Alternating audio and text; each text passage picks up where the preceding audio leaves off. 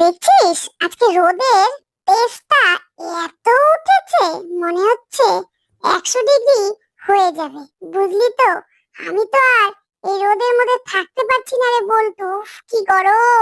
আরে পচা, সত্যি রে। কি যে বলিস, গরমের দিনে গরম পড়বে না তো কি ঠান্ডা পড়বে? তুই এসব বোকা বোকা কথা বলে কেন এই গরমে মাথা নষ্ট করছিস রে পচা? আরে বল্টু, এই গরমের মধ্যে আমি কি বসে শুধু জল খাবো নাকি রে? আমার তো পেটটা শুধু মাটন মাটন করছে রে।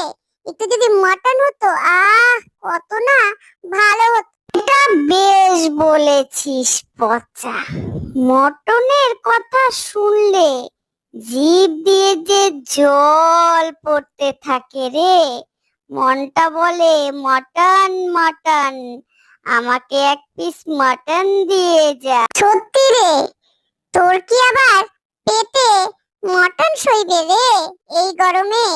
তার জন্য বললাম, অত লোভ করিস না রে, মাটন মাটন করিস না, বুঝলি বল্টু? আরে পচা, তোর কথা শুনে আমি কি বলবো রে।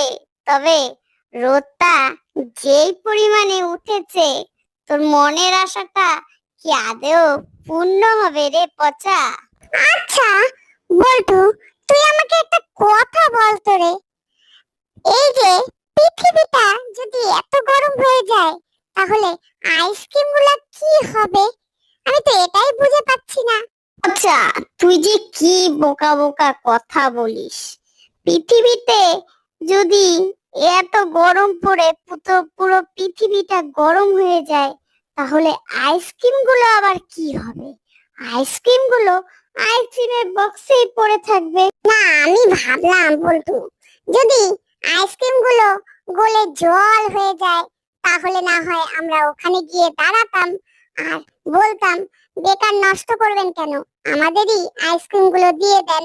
ওর যে কথা, ওরা ওদের আইসক্রিম লস করে আমাদেরকে দিবে, আর ওই বাক্সটার মধ্যেই আইসক্রিম রাখবে, যেটার মধ্যে সর্বক্ষণ ঠান্ডা আর ঠান্ডা। সত্যি বল্টু, তুই কিন্তু ইন্টেলিজেন্ট একটা ছেলে।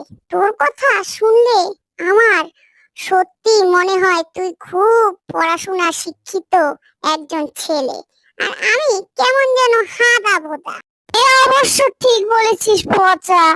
তুই তো আবার কয়ের পিছনে খ লিখতে পারিস না।